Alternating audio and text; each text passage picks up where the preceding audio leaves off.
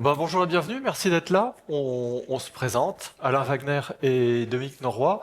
On vous présente cet après-midi ce qui a été pour nous une petite aventure technique, la mise au point d'une voie luxembourgeoise qui était adaptée aux technos d'assistance qui sont utilisés par les personnes en situation de handicap. Et donc voilà pourquoi on a intitulé notre présentation «Lire à la volée luxembourgeois, une innovation et un progrès pour l'accessibilité». Alors avant d'aller plus loin, on a une petite question. Est-ce que dans la salle, il y a des luxembourgophones? Personnes qui entendent, comprennent, parlent le Deux, luxembourgeois? trois. Oui? Ok, très bien. Parfait, très Merci. bien, vous allez nous aider. Alors avant d'aller plus loin, cette présentation, vous pouvez la retrouver en ligne à cette adresse ou en scannant ce QR code. Et si ça a été trop vite, vous venez nous voir à la fin, on vous redonnera le lien. Bon, alors déjà, on se présente en deux petits mots. On travaille depuis 2020 au sein du service information et presse du gouvernement et plus précisément au sein d'une division qui est très active sur l'accessibilité numérique. Et donc, vous pouvez nous retrouver sur les réseaux sous la dénomination Accessibility Luxembourg. Alors, on peut résumer comme ça nos missions. On contrôle les sites et apps mobiles publics en fonction de leur accessibilité. On sensibilise, on donne pas mal de formations sur le sujet. On essaye de vulgariser le sujet par la publication d'articles sur notre portail de l'accessibilité numérique. Et puis, on agit comme médiateur entre les utilisateurs qui rencontrent des problèmes, qui sont empêchés dans leur navigation, et les administrations. Donc voilà, on a des profils qui mêlent un peu de développement, un peu d'expertise en accessibilité, un peu de pédagogie, un peu de sens de la communication. En revanche, on n'est pas forcément des linguistes. Et donc, dans le projet qu'on va détailler maintenant, on a un peu appris sur le tas, quoi. Alors, ou plutôt, pour celles et ceux qui ne savent pas ou qui n'ont pas une idée très précise de ce qu'est l'accessibilité numérique au quotidien, on vous la présente en deux mots parce que c'est quand même dans ce contexte qu'a démarré le projet. L'accessibilité numérique, c'est quoi? C'est en fait une discipline qui vise à garantir à tous, sans discrimination, un même accès à l'information et aux services en ligne, quelle que soit la nature du handicap des personnes et la façon dont chacun consulte l'information. Voilà, et donc un handicap peut être multiple, on peut très bien être aveugle, sourd, né avec un handicap physique ou cognitif, et il existe différentes variantes ou combinaisons de ces handicaps. On peut très bien être malvoyant ou daltonien, mais on peut aussi être aveugle et sourd en même temps. Ça, c'est tout à fait envisageable. Et on aime bien la manière dont l'OMS définit le handicap. Pour eux, c'est pas uniquement une question de santé, c'est aussi un phénomène, une interaction en fait entre les caractéristiques corporelles d'une personne et les caractéristiques de la société où elle vit. Donc grosso modo, ce qu'elle nous dit, c'est que c'est pas une question médicale uniquement. C'est une question de société, et donc la société, elle doit être adaptée aux personnes handicapées. C'est à elle aussi de se rapprocher. Alors, ce qui va nous intéresser plus spécifiquement dans cette présentation, c'est de savoir comment aujourd'hui les personnes aveugles, notamment, naviguent avec un smartphone ou avec un ordinateur desktop. Dans la plupart des cas, elles utilisent ce qu'on appelle un lecteur d'écran, un screen reader, qui va restituer le contenu qui est affiché sur l'écran, qui va le vocaliser en fait, qui va dire la structure d'une page web, par exemple, et arrivé à la zone de contenu, le paragraphe, etc., va le lire. C'est ainsi que les personnes aveugles peuvent accéder à l'information et interagir sur des sites web. Ça fonctionne de la même manière pour des applications mobiles. Et il peut aussi y avoir une restitution via une plage braille pour les utilisateurs qui lisent le braille. Alors, quelques petits exemples de lecteurs d'écran, ça vous dira sans doute quelque chose. Sur macOS ou iOS, vous en avez un qui est VoiceOver. Vous avez TalkBack sur Android. Sur Windows, vous avez plusieurs solutions. NVDA, qui est une solution open source, gratuite. Narrator, qui est le lecteur d'écran qui est proposé par défaut par Microsoft, et JAWS, qui est une solution payante assez populaire auprès des malvoyants et des personnes aveugles. Alors, cette restitution vocale qu'on a commencé à évoquer, il faut qu'elle soit immédiate en fait. Il faut qu'il n'y ait aucun temps de latence ou qu'il soit très très faible. Pourquoi est-ce que c'est si important cette réactivité et pourquoi même elle peut primer sur la qualité audio? Il faut imaginer que quand on est devant un écran et qu'on commence à cliquer quelque part, si à chaque fois on doit attendre 2 secondes entre le clic et la réception de l'action, c'est très rapidement un calvaire. Donc voilà, il faut imaginer que si votre seul canal d'interaction c'est la voix et que vous devez attendre à chaque fois 2 secondes à chaque action, ça devient pénible. Donc voilà, la restitution vocale, comme je vous le dis, elle décrit le contenu et la structure d'une page, par exemple les titres, les listes à points, dire s'il s'agit d'une image, un paragraphe, etc. Et elle va décrire la fonction de chaque élément interactif. Elle va vous dire, vous êtes dans tel champ de formulaire, il s'agit d'un bouton, il s'agit d'un lien, etc. Et en plus de ça, elle doit fonctionner à très haute vitesse, à des vitesses où nous, on aura vraiment les plus grandes difficultés à comprendre, mais ça permet aux personnes qui utilisent les lecteurs d'écran de scanner la page, un petit peu comme nous, on peut le faire. Et enfin, eh bien, cette voix synthétique doit s'adapter à toutes les langues présentes dans un même document. Il est possible d'avoir régulièrement plusieurs langues sur une même page, surtout ici au Luxembourg, et il faut systématiquement que la bonne voix soit utilisée pour chaque langue. Sinon, essayer de lire de l'anglais avec une prononciation française, ça sera compliqué, quoi. Et enfin, cette voix doit fonctionner sans connexion à un serveur distant. C'est un critère qui est critique pour la vie privée. Voilà. Alors, maintenant qu'on a présenté le cadre, on vous présente quel a été le problème. Aujourd'hui, on n'a pas de véritable text-to-speech luxembourgeois. Jusqu'ici, la meilleure solution, ça a consisté à utiliser une synthèse allemande pour lire du luxembourgeois. Dans la plupart des cas, c'était OK, mais c'était quand même très très loin d'être optimal.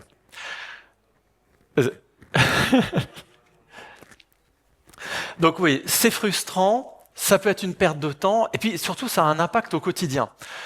Si on travaille 8 heures par jour avec ça, ça peut être la cause d'une charge cognitive accrue, et donc d'une fatigue accrue. C'est quand même plus agréable d'avoir une synthèse vocale dans sa propre langue. Alors la situation jusqu'à cette année, à quoi ça ressemblait? On a fait lire le même article par 3 synthèses vocales. Et ça va être un petit peu à vous de nous dire laquelle vous semble le plus compréhensible. On va vous lire, donc c'est un article qui vient de RTL, on va vous lire à chaque fois le titre et l'accroche. Alors attention, c'est parti.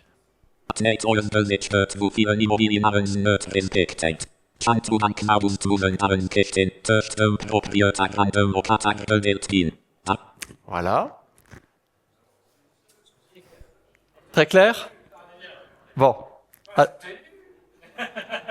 Attention numéro 2. Dat niet Lawyers-Gesetz get wo willen Immobilienagenten net respektiert Santa Ugangs August mussen dagen zekechten Tesch dem Propriétaire an dem Lokatere. Ok. Bon. Alors. Dat niet Lawyers-Gesetz get wo vielen Immobilienagenzen net respektiert. Santa Ugangs August mussen d'Agence kechten Tesch dem Propriétaire an dem Lokataire gedeelt gehen. Non. Alors. On vous montre maintenant qui est derrière chacune de ces voix. Le tout premier extrait, c'était la toute première synthèse luxembourgeoise. Et ils utilisaient eSpeak. C'était jusqu'ici la seule compatible avec les lecteurs d'écran. Mais comme certains d'entre vous ont pu le déceler, la qualité de restitution était vraiment pas au niveau. La deuxième, c'est, comme on vous l'a un petit peu dévoilé, c'est un TTS allemand sous macOS, un peu plus clair. Troisième extrait, c'est lu grâce à la synthèse vocale qui est développée par le Center für Letzebuersprache, le Centre pour la langue luxembourgeoise, le ZLS. Donc là, la qualité est nettement meilleure. C'est le moteur qui est aujourd'hui utilisé notamment pour la Sprachmaschine. Seul bémol, dans notre cas d'usage, elle n'est pas adaptée au lecteur d'écran. Et pourquoi ? Parce qu'elle ne répond pas à plusieurs critères essentiels, notamment la réactivité, l'absence de latence, ou la lecture à très haute vitesse. C'est quand même 2 critères essentiels. Donc voilà la définition du problème dans lequel on a commencé à nager. Et pourquoi aussi ça s'apparente plutôt à un défi, ce projet ? Plusieurs questions. Il fallait que ce soit interopérable avec la grande majorité des lecteurs d'écran qui existent aujourd'hui sur le marché. Or, aujourd'hui, il n'y a pas de standard qui couvre tous les OS et les screen readers pour les synthèses vocales. Par exemple, sous Windows, vous avez un standard SAPI 5 qui est largement supporté, mais après, il convient de développer des intégrations spécifiques pour chaque lecteur d'écran et chaque OS.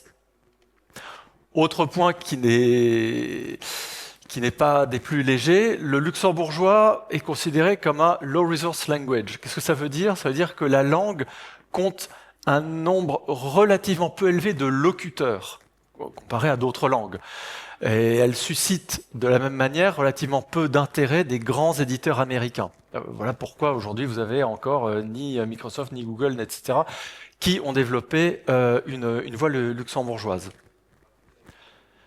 Troisième point, le multilinguisme. On est dans un contexte multilingue, ici au Grand-Duché. Or, on ne peut pas travailler en silo et produire uniquement une voix purement luxembourgeoise. La voix, elle doit être aussi capable de prononcer des mots de français et d'allemand sans que ce soit un souci.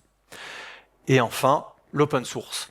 Comme je vous dis, les grands acteurs du domaine, Microsoft, Nuance, etc., qui éditent JAWS, ils produisent des voix, mais leur code est majoritairement propriétaire. Donc il y a quelques moteurs de voix comme eSpeak, NG qui sont en open source.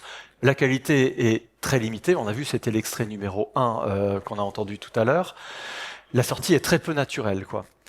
Pour nous, l'open source, c'est un critère majeur parce qu'il s'agit d'argent public et donc ça doit déboucher sur du code public. Voilà. Alors, sur quoi ça a débouché ? Sur 2 voix qu'on a appelées sobrement Mia et 1000. Voilà, c'est un petit peu les attendus du projet. Alors, les résultats de la solution développée, on vous propose ici une petite démonstration des voix en utilisation sur une page web. Alors, je vous montre. Moin, mein Name ist Mil. Ich schwätzen Lützeburgisch. Je parle aussi français. Ich kann auch ein bisschen Deutsch. I am the English voice. I am here to assist Mill for the English language. Hallo, ich sind die zwei Lützeburger Stimmen vom Screenreader LB-Projekt. S04E06, wie Sommer an der Weltsicht. Heading level 3. An den 1950er gouf hei am Land der lechte Sommer gesinn. Früher konnt in diese Wander 4 Stunden weis an der Weltsicht fänken. Kein Retour vom Sommer gelingen, weil Lützeburg sing wasserpolitisch Hausaufgaben erledigt.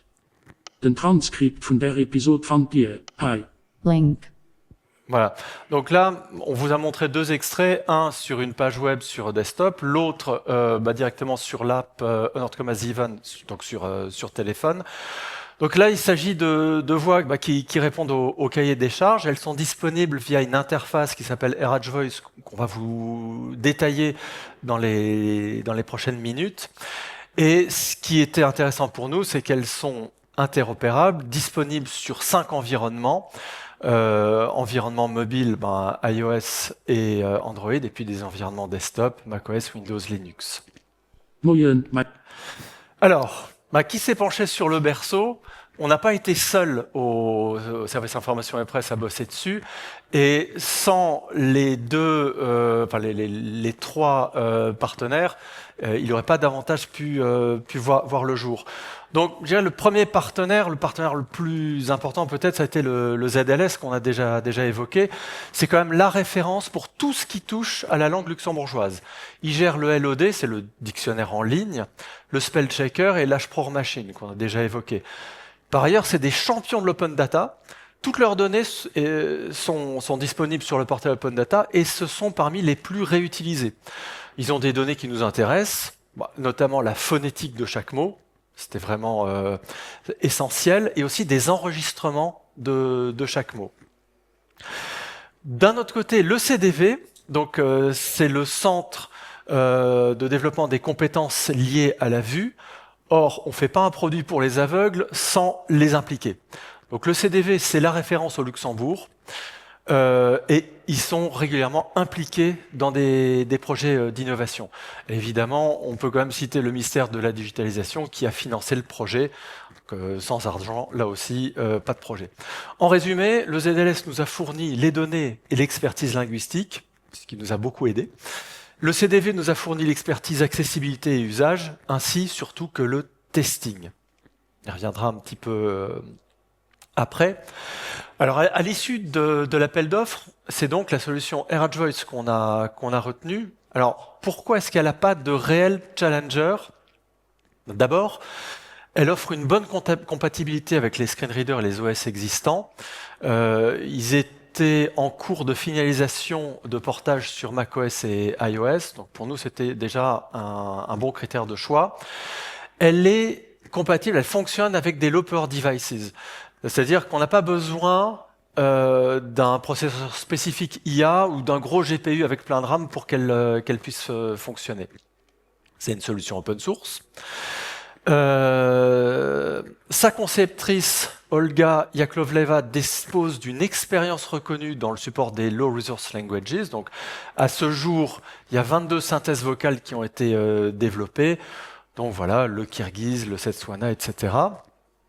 Ouais, c'était à peu près tout ce que je voulais vous dire. Ah oui, mais en fait, pourquoi est-ce que le luxembourgeois, ça reste quand même un cas particulier? Parce que même dans les langues qu'on peut citer, parmi lesquels on peut aussi citer le serbe, le roumain, le slovaque, le turkmène, etc. Même dans ces cas-là, le nombre de locuteurs, c'est quand même beaucoup plus élevé que le luxembourgeois. Ça se compte en général en millions. Donc voilà. Le but de ce projet pour nous, c'était vraiment de permettre aux aveugles qui parlent cette langue d'avoir accès à une synthèse vocale de qualité. Alors que voilà, la langue n'est pas supportée par les principaux OS du marché.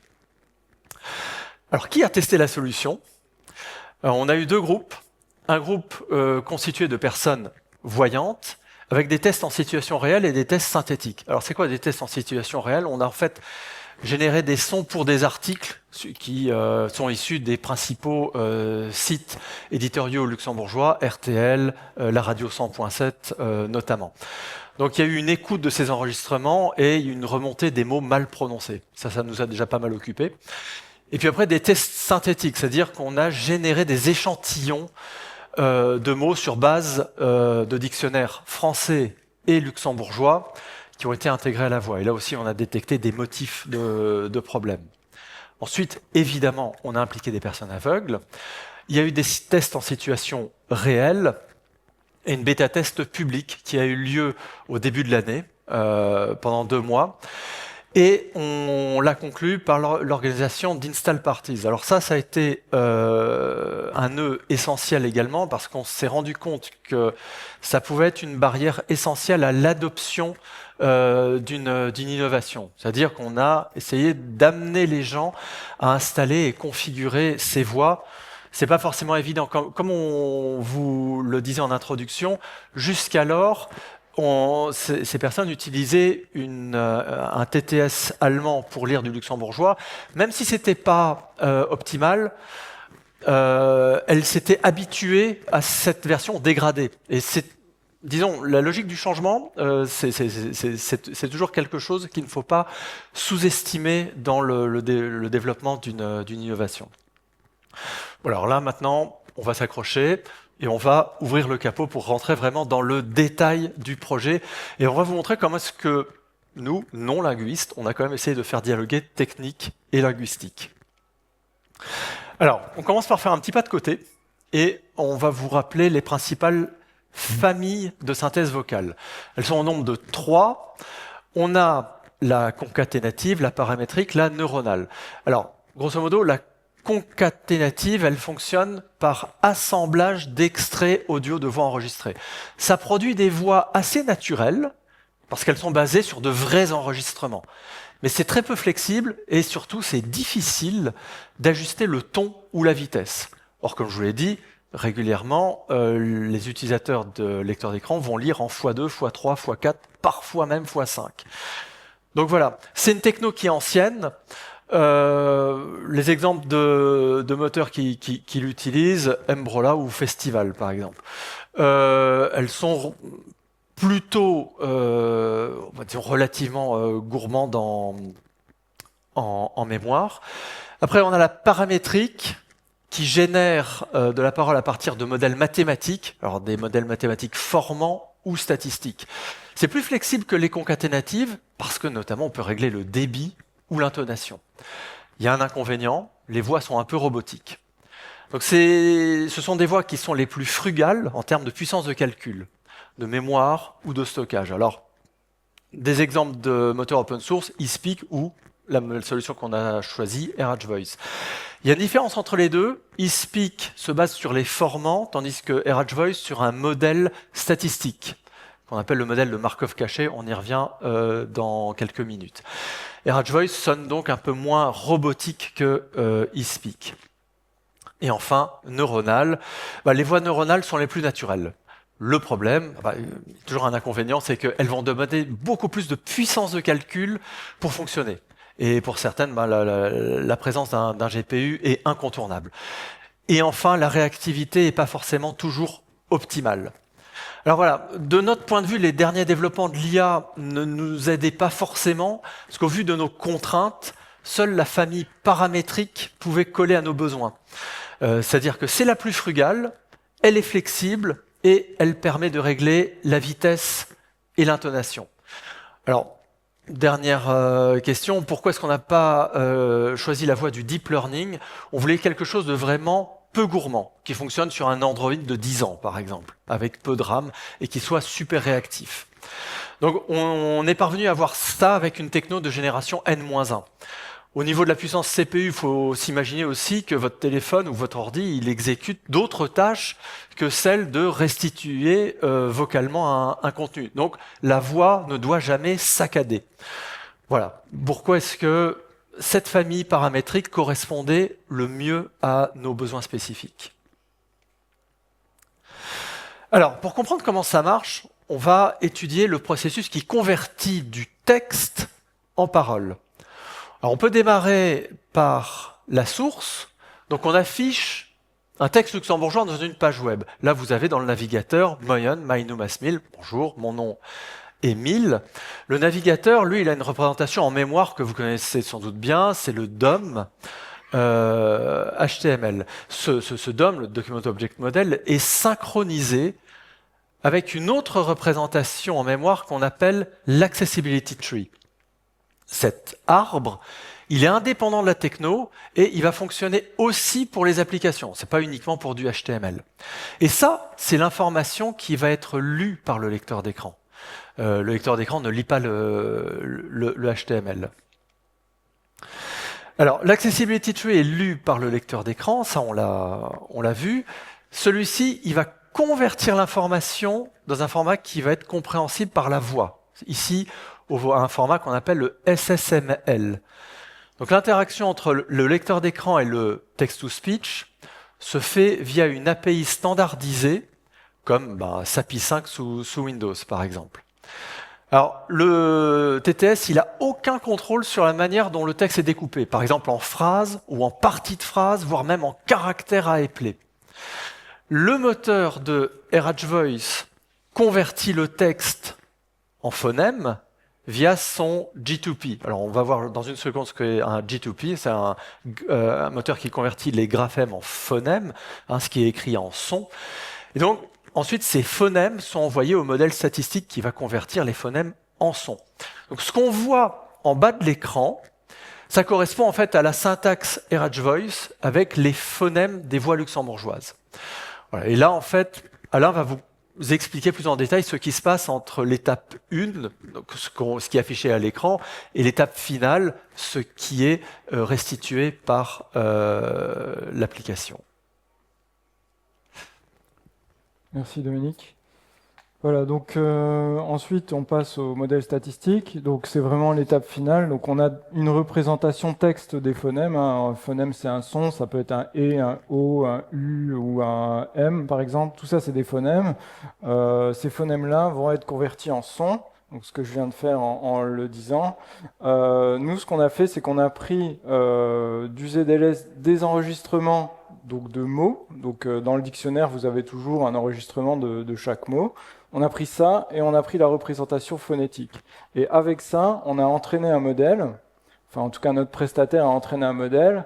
Alors nous, on dit que c'est une boîte noire. Pourquoi c'est une boîte noire? Tout simplement parce que s'il y a un problème à un endroit dans le modèle, on ne peut pas le corriger. On est obligé de réentraîner. Par exemple, je vous donne un exemple. On prononce mal un mot en particulier. Je sais pas, le mot... pas moyenne. On a un problème à dire moyenne. Le oi, par exemple, la diphtongue oi dans le mot est mal prononcée. On va pas pouvoir la corriger. On va devoir faire d'autres enregistrements qui contiennent le son oi et on va renvoyer ça à l'entraînement pour avoir une nouvelle version du modèle. Donc voilà, le modèle statistique paramétrique, il est basé sur une technologie qui s'appelle HTS. C'est un projet open source qui se base sur les modèles de Markov cachés. Voilà. On ne va pas plus rentrer dans les détails, nous on n'a pas beaucoup travaillé sur cette partie-là, mais l'étape d'avant, le graphème to phonème, donc ça c'est une partie qui est intéressante. Qu'est-ce que c'est? Donc c'est la partie qui va lire du texte et qui va convertir ça en phonème. Donc le phonème c'est la représentation phonétique en fait de chaque mot. Ici vous avez donc le mot écrit cat en anglais, le chat en anglais. On va identifier les graphèmes, donc ça peut être une lettre à chaque fois ou des groupes de lettres. Par exemple, si vous avez chien en français, le CH, ça va être un phonème, un seul phonème, le son ch. Donc 4, vous avez 3 graphèmes, et ces graphèmes sont ensuite convertis en phonèmes. Donc quels sont les 3 sons, si vous voulez, qui constituent le mot 4, le K, le A et le T à la fin, voilà. Donc ça c'est le G2P. On va faire ça pour tout, donc pour des mots, des phrases, des paragraphes de texte. On l'a implémenté sur base du langage FOMA. Alors le langage FOMA, c'est un langage informatique et un compilateur qui est basé sur le principe des transducteurs. Les transducteurs, ce sont des automates finis. Donc, si vous avez des vieux souvenirs des études supérieures, les automates finis, ça va vous rappeler quelque chose, qui produisent une sortie à partir d'une entrée. Je ne vais pas trop rentrer dans les détails de la théorie, mais nous, on prend ces transducteurs et on va les appliquer au graphème to phonème. Enfin, on va prendre des graphèmes et on va les convertir en phonèmes. Vous avez à cette adresse le code source de notre G2P, donc toutes les règles en fait qui permettent de convertir du texte luxembourgeois en phonème luxembourgeois. Voilà, donc avec FOMA, voilà, on décrit toutes les règles. Et quelles sont les règles qui ont été décrites? Tout simplement déjà, comment est-ce qu'on découpe une phrase en mots? Comment est-ce qu'on découpe par phrase? C'est quoi les caractères qui délimitent les phrases? Comment est-ce qu'on prononce l'alphabet quand on épelle un mot? Comment est-ce qu'on prononce les nombres? Alors des nombres petits, des nombres grands, des adresses, des codes postaux, tout ça, des numéros de téléphone. On va gérer aussi un dictionnaire, donc on aura un ou plusieurs dictionnaires, on va voir ça, avec la prononciation phonétique. Donc quand on a la prononciation phonétique d'un mot, on sait parfaitement prononcer le mot, mais on va voir qu'il existe des mots dérivés, on ne gère pas forcément tous les cas. On a par exemple aussi les mots composés, donc en luxembourgeois comme en allemand c'est assez fréquent, on a des mots qui sont composés, donc on a un préfixe et un suffixe qui sont collés entre eux. Et souvent dans le dictionnaire, on ne les a pas, ou on aura juste le suffixe, ou voilà. Donc on va être obligé d'essayer de découper le mot pour détecter des préfixes et des suffixes. Voilà, et après on gère aussi d'autres cas, comme les symboles, les emojis, l'intonation, comment est-ce qu'on fait? Est-ce qu'on monte à la fin, on descend à la fin de la phrase, en fonction de si c'est une question ou pas, ou d'autres paramètres, voilà. Concrètement, ça ressemble à quoi du code FOMA? Alors il faut s'imaginer un peu un système de regexp avec une autre syntaxe. Je vais vous montrer ici un peu un exemple. J'ai pris 3 mots de français avec leur phonétique. Donc vous avez ici à gauche le mot chat avec sa phonétique, le mot chien avec sa phonétique et le mot crocodile avec sa phonétique. Voilà. Et ce qu'on va faire, c'est d'écrire des règles qui vont pouvoir convertir ces mots-là, et a priori que ces mots-là, ou pas beaucoup de mots du même genre, parce que mes règles sont pas assez grandes, quoi. J'ai pas assez de règles pour faire tous les mots de l'alphabet. Et bien entendu, en plus, en français et en luxembourgeois et dans d'autres mots, c'est des langues qui sont pas régulières, ça veut dire qu'il y a toujours des exceptions, et c'est pour ça qu'on travaille avec des dictionnaires. Ça, c'est plutôt le mode de fonctionnement. Quand on ne trouve pas un mot dans le dictionnaire, alors on va faire ça, on va essayer de prononcer avec des règles. Voilà, donc qu'est-ce que je fais ici? J'ai les lettres, si j'ai les lettres CH, je vais dire que c'est le symbole ch. Ok? Ça, c'est un opérateur de composition, donc un peu comme dans d'autres langages, CSS ou autres, on peut composer des règles. Donc ça, c'est un opérateur de composition qui dit, ok, si maintenant j'ai le caractère C tout seul, je vais le convertir dans le son K seulement si, condition, s'il y a une condition qui est remplie, et cette condition, c'est la lettre est suivie par A, O, U ou R. Voilà. Donc par exemple, dans crocodile, on a le symbole C qui est suivi par la lettre R, donc c'est converti en le phonème K, le K, quoi. Voilà. Pareil, le I, il est transformé en J seulement si il est précédé du son ch. Voilà, etc., etc. Et à la fin, ici, vous avez la gestion des lettres muettes. Donc en français, on a des lettres qui ne se prononcent pas à la fin des mots. Donc par exemple, le crocodile, ici, le E, on ne va pas le prononcer. Le chat, le T à la fin, on ne le prononce pas non plus. Alors cette règle-là, elle dit quoi? Elle dit si on a un E en fin de mot, donc ça c'est la condition fin de mot, le caractère et il n'y a plus rien après, alors on renvoie 0, 0 c'est rien, quoi. Voilà, donc ça, c'est des règles FOMA qui vont permettre de faire ces conversions-là. Donc c'est vraiment un exemple bidon pour vous montrer le principe. Bien entendu, on ne fonctionne pas comme ça. On va d'abord passer par un dictionnaire. Et au pire des cas, si on a trouvé le mot nulle part, on va appliquer des règles génériques comme ça pour prononcer quand même le mot. Voilà. Donc notre processus en cascade, il a 5 étapes. On va déjà lire le dictionnaire de l'utilisateur. L'utilisateur peut définir son propre dictionnaire phonétique. Tout simplement, je sais pas, j'ai mon propre prénom, mon propre nom est mal prononcé par la synthèse vocale. Je peux le corriger moi-même. Je crée mon user dictionary et dedans, je vais mettre mon nom, mon prénom, je sais pas, l'entreprise où je travaille, voilà, parce que ça risque d'arriver dans des mails. Et si c'est mal prononcé à chaque fois, ça va être pénible. Ensuite, on regarde dans le dictionnaire de luxembourgeois, dans un dictionnaire de français. On va regarder ensuite les mots composés. Donc on a des listes de préfixes, des listes de suffixes. On va essayer de découper le mot pour voir si on retrouve sur des choses connues et on recherche de nouveau dans les dictionnaires. Et enfin, en dernier recours, on a ces fameuses règles de prononciation génériques qui vont lire les mots. Et voilà, comme si vous et moi, on découvre un mot qu'on n'a jamais entendu, on va le prononcer d'une certaine manière. C'est ce qu'on va faire là. Voilà, donc le G2P, on a 5 étapes pour le luxembourgeois, mais seulement 2 pour l'espagnol. Pourquoi? Le luxembourgeois est une langue qui est beaucoup plus complexe. L'espagnol est une langue qui est plus transparente. Ça se lit un petit peu comme ça se prononce, à part pour des mots d'origine étrangère, on va dire. Voilà, donc ça, c'est quelque chose qu'il faut savoir.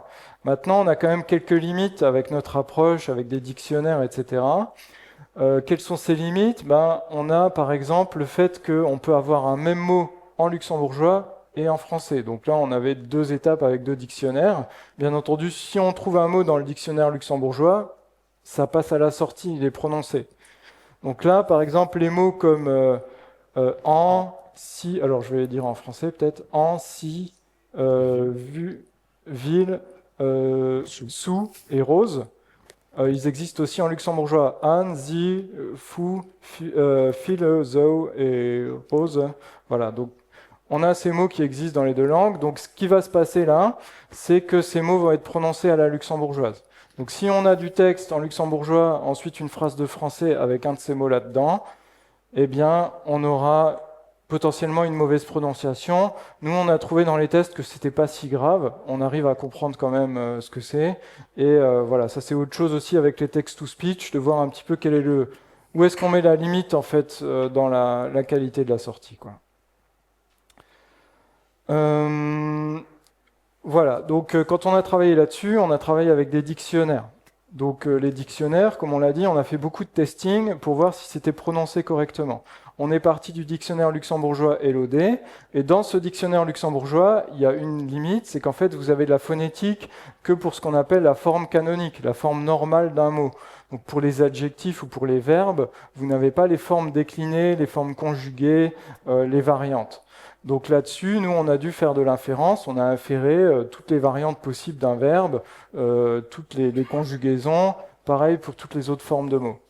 Et donc, en faisant ça, on a pu introduire des problèmes dans la phonétique, et c'est ça qu'on a vérifié. Donc, on a pris des échantillons, on les a écoutés, comme le disait Dominique, et on a corrigé ça. Par ailleurs, on a aussi écouté en situation réelle des vrais articles sur RTL, sur 100.7, sur le site du gouvernement. Et en faisant ça, on a détecté qu'il y a plein de mots qui ne sont pas dans le dictionnaire, tout simplement. Donc vous avez des mots pas dans le dictionnaire. Pourquoi ? Parce que c'est des noms de marques, des noms de sociétés, des noms de personnes, des prénoms. Toutes ces choses-là, c'est des choses qu'on n'avait pas et qui étaient mal prononcées. Donc là-dessus, on a fait un peu des cycles dans lesquels on a fait des corrections, on les a testés, on les a réécoutés, recorrigés, jusqu'à ce qu'on ait une version un peu améliorée. Voilà, sur la phonétique, alors on a, vous avez vu déjà, quand j'ai écrit en phonétique avant, j'ai utilisé la notation API, donc en anglais c'est IPA, donc c'est l'alphabet international pour la phonétique, alphabet phonétique international, API. Mais je ne sais pas si vous avez vu, les caractères, ils sont quand même un petit peu compliqués à taper au clavier. Donc là-dessus, on utilise en fait une autre forme qui s'appelle le Xampa, c'est une autre écriture, qui fonctionne en ASCII 7 bits. Donc pour les plus vieux d'entre vous, donc c'est quelque chose qui est connu aussi, je pense, pardon. Voilà. Donc c'est beaucoup plus facile, on peut le taper directement sur un clavier, quoi. Donc là, par exemple, vous avez 4 mots en français, maison, chat, école et thinking, un mot d'anglais. Vous avez leur transcription en alphabet phonétique. Et là, vous avez la transcription en Xampa. Donc on voit un peu des ressemblances. Mais voilà, c'est un alphabet aussi à apprendre. Vous savez que par exemple, le T majuscule, ça va être le son en anglais, comme dans thinking. Si vous avez un E minuscule, vous savez que c'est le E ouvert et pas un E ou un E. Voilà, donc il faut apprendre un petit peu cet alphabet-là pour être capable de saisir toutes ces transcriptions phonétiques. Ça, c'est quelque chose qui a été fait dans notre équipe. Aussi, donc, au niveau du développement des dictionnaires, alors on a dans notre dictionnaire, donc actuellement du lecteur d'écran de la voix luxembourgeoise, on a 68 000 mots de luxembourgeois qui proviennent en grande partie du LOD plus nos variantes. On a 244 000 mots de français qui viennent d'un dictionnaire open source, donc il y en a peut-être trop, mais bon, on a tout pris. Et on a développé des vocabulaires spécifiques, par exemple des acronymes. Quand on est au Luxembourg, quand on parle des pompiers, l'organisme c'est le CG10, on ne va pas dire CGDIS. Pour le CTIE, c'est CTIE, c'est pas CTIE par exemple. Donc là, il y a tout un tas d'acronymes où il y a une prononciation spécifique. Pareil pour les prénoms, les noms de famille. Alors on a fait des prénoms typiques luxembourgeois, des prénoms français, des prénoms allemands, des prénoms portugais, espagnols, italiens. On a fait des listes, on les a inclus. Pareil pour les noms de famille, on a essayé de faire des top 100 des noms de famille, top 100 des sociétés, top 100 des noms de célébrités. On les a écoutés et à chaque fois qu'il y avait un problème, on a corrigé la phonétique. Voilà, donc ça c'était un gros boulot. On a développé aussi notre propre clavier phonétique, parce que le Xampa c'est bien beau, mais comment on fait pour se rappeler quelle est la lettre à utiliser pour faire le son E ou le son E c'était pas évident, donc voilà, on s'est fait notre propre outil pour taper plus rapidement les transcriptions phonétiques. Des exemples de mots qu'on a corrigés. Ici, vous avez les deux premiers, Enseger et Nogelies, ce sont des variantes de mots, et là-dedans, notre logiciel, notre inférence avait créé des erreurs. Donc là-dessus, on a fait des corrections, et le premier niveau, c'est de faire une correction phonétique, et ensuite on voyait ça avec le prestataire pour généraliser. Vous avez des mots de français aussi qui n'étaient pas bien prononcés, voilà, on les a corrigés. Des prénoms Jeannot, voilà, si on ne sait pas prononcer Jeannot, c'est quand même un peu dommage. Et le CPAS, voilà, les fameux acronymes qui ont une prononciation spécifique. qui ne sont pas lus de manière EPLE, CEPAS, mais qui sont lus CEPAS. Voilà. Et des corrections comme ça, on en a fait plusieurs milliers, je dirais. Voilà.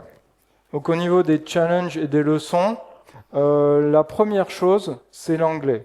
Donc on a en fait, dans notre contexte, quand on utilise un ordinateur, par exemple, on a beaucoup de mots d'anglais. Ces mots ne sont pas traduits. Donc la synthèse vocale, on ne va pas à chaque fois switcher. Donc on doit être capable de parler aussi de l'anglais correctement. Quand on a essayé de faire prendre en compte des mots d'anglais avec notre modèle statistique, les phonèmes qu'on avait réussi à entraîner n'étaient pas suffisants pour parler un anglais suffisamment bon. Et surtout qu'en général, les luxembourgeois vont bien prononcer les mots d'anglais, pas comme les francophones. C'est-à-dire, voilà, on va essayer de prononcer à l'anglaise les mots.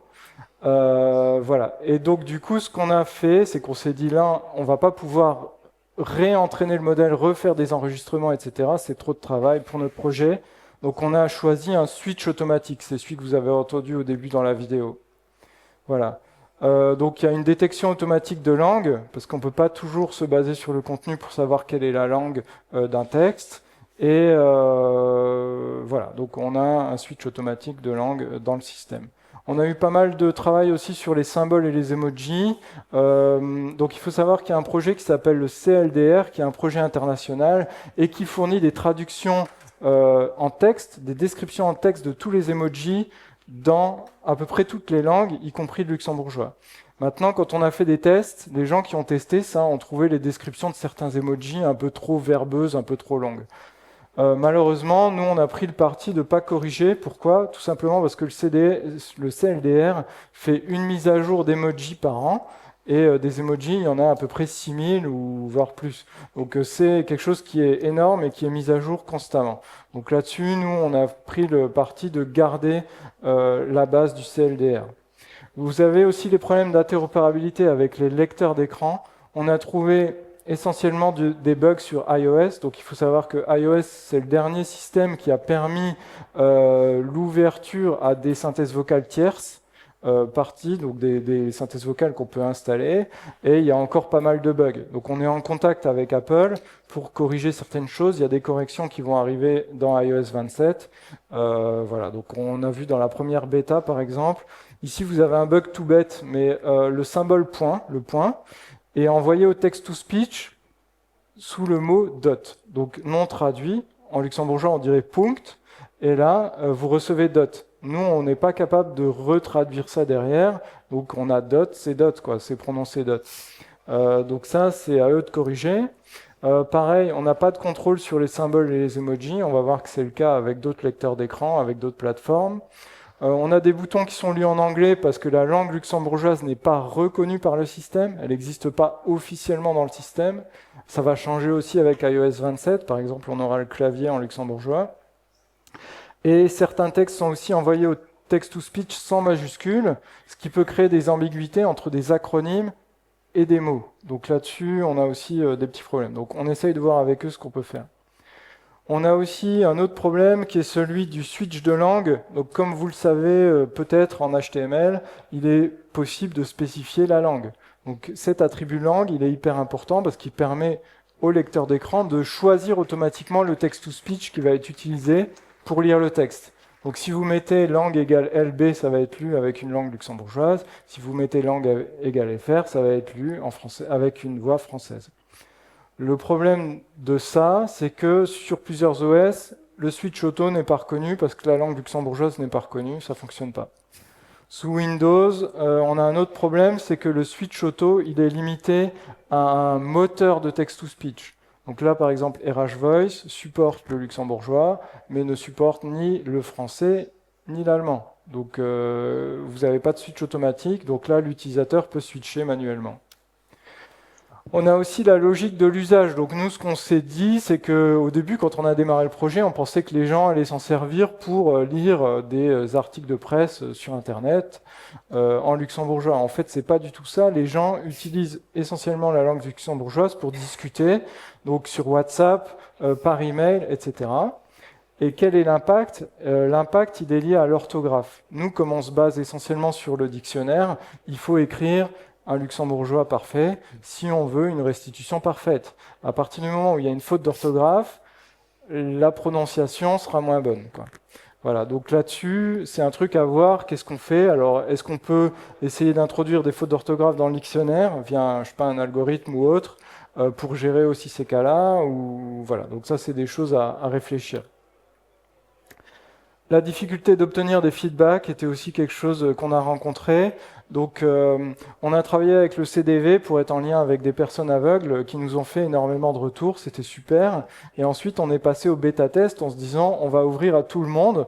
N'importe qui va pouvoir installer et va nous faire des retours. On s'est rendu compte que c'était pas si simple. On est dans le cadre d'un processus d'adoption technologique. Qu'est-ce que ça veut dire? Ça veut dire que les gens, c'est pas parce que vous mettez un logiciel en ligne qu'ils vont l'utiliser, quoi, tout simplement. Donc là-dessus, il fallait faire de la communication, de la gestion du changement, du support, aider les gens. Voilà, ils ont un problème, ils n'arrivent pas à installer, qu'est-ce qu'ils doivent faire? Voilà. Le problème de la rétribution aussi, des tests utilisateurs. Il y a des utilisateurs qui nous disent ben, moi je veux bien tester, mais il faut payer. Voilà. Donc là, qu'est-ce qu'on fait? On l'avait pas prévu, quoi, clairement. Donc ça, c'est quelque chose aussi pour nos futurs projets, on pourra y réfléchir.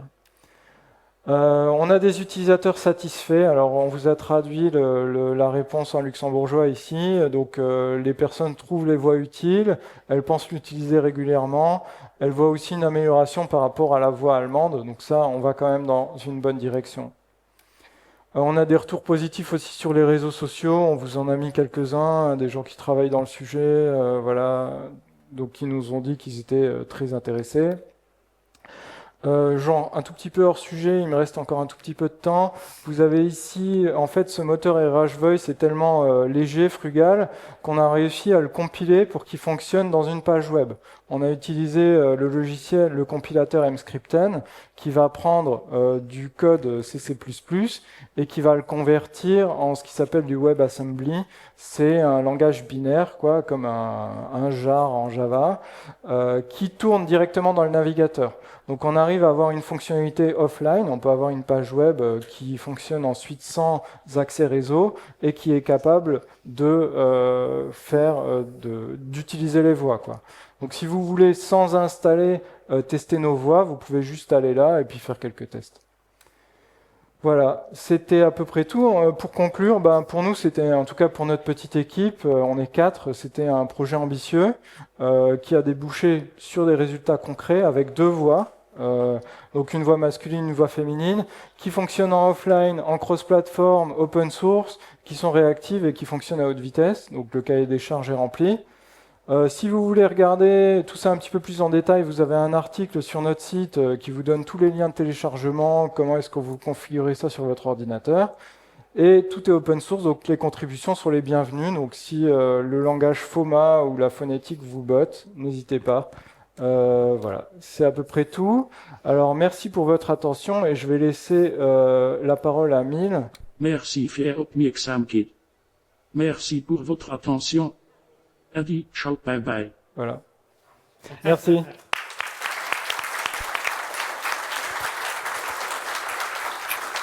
Merci beaucoup. On a peut-être le temps pour 1 ou 2 questions s'il y en a, oui.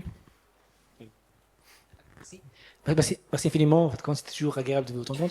Seulement une question par rapport à la liaison. Est-ce qu'il y a la notion de liaison entre les mots? Parce que j'ai l'impression que ça se base pour chaque mot, mais s'il y a un mot qui est peut-être entre mots, est-ce que c'est traité aussi ou pas? Alors la liaison, on n'a pas eu à le gérer, enfin en luxembourgeois, la façon dont c'est écrit, on n'avait pas besoin de gérer la liaison. Si on implémentait par exemple une synthèse vocale française, il faudrait implémenter la règle de liaison, ouais. D'ailleurs qui est relativement complexe. Donc là, nos voix, quand elles lisent le français, elles le lisent malheureusement sans liaison, mais étant donné que c'était une voix luxembourgeoise, le français c'est juste un backup, quoi. Voilà. Alors moi, ma question, c'est sur l'intégration. Je pensais bêtement que le TTS, c'était juste un fichier à installer sur son OS. Je comprends pas trop quelle est la partie de l'OS, la partie RH Voice et la partie de votre travail, vous. D'accord. Ouais, ça on peut vous expliquer en 2 mots. Donc, c'est-à-dire dans chaque OS, le text-to-speech, c'est un composant logiciel. Donc, sous Windows, c'est une genre de DLL, c'est quelque chose comme ça, qui va s'insérer dans le système, qui va être enregistré. Et ensuite, le système a à disposition un ensemble de voix. Il peut énumérer les voix et il peut les activer en fonction de la langue dont il a besoin. Ensuite, vous avez le lecteur d'écran, qui est aussi un composant de l'OS ou qui peut être un logiciel installé, qui va se baser sur les voix disponibles du système. Et RH Voice, c'est ce qu'on appelle un moteur de text-to-speech. Donc, il s'intègre avec le système, donc il va être compatible avec les différentes API de chacun des systèmes. Et derrière, il va avoir à la fois la partie G2P qu'on a vu, là, les règles de synthèse des phonèmes, et aussi le modèle statistique pour être capable de générer la voix. Dernière question. Est-ce que vous avez tenu compte des différences régionales dans la prononciation du luxembourgeois? Parce que malheureusement, il y en a. C'est une très bonne question. On s'est basé uniquement sur les données fournies par le dictionnaire Elodé, qui est le luxembourgeois normalisé par eux, quoi. Donc malheureusement, il n'y a pas les variantes. Mais vous nous donnez une idée pour une version 2. Voilà, c'est ça. On cherchait un échantillon plus petit encore à analyser. Merci beaucoup. Merci. Merci.